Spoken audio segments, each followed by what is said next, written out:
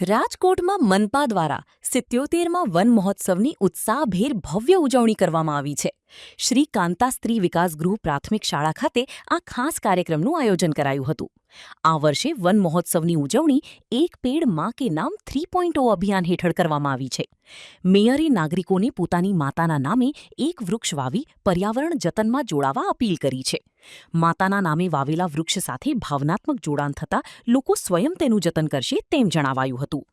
મહાનગરપાલિકા દ્વારા વાવવામાં આવતા તમામ વૃક્ષોનું યોગ્ય જતન કરાતું હોવાની મેયરે ખાતરી આપી હતી.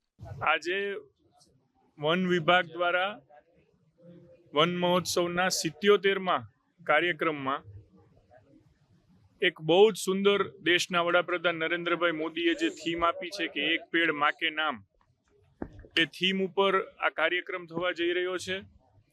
અને આના પછી રાજકોટ શહેરના લોકોને પણ પોતાના માતૃના નામે, પોતાની માતાના નામે એક પેડ લગાવવું હોય તો એનું વિતરણ રોપાનું પણ અહીંથી થવાનું છે.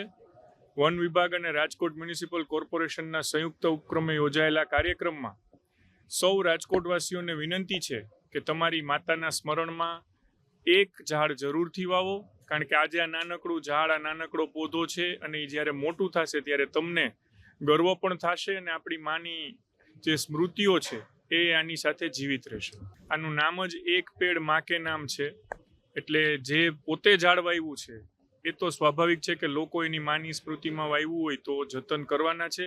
બાકી જે સરકારી વિભાગ, વન વિભાગ કે કોર્પોરેશન દ્વારા વવાય છે એના જતનની સંપૂર્ણ વ્યવસ્થા કરવામાં પહેલેથી જ આવેલી છે.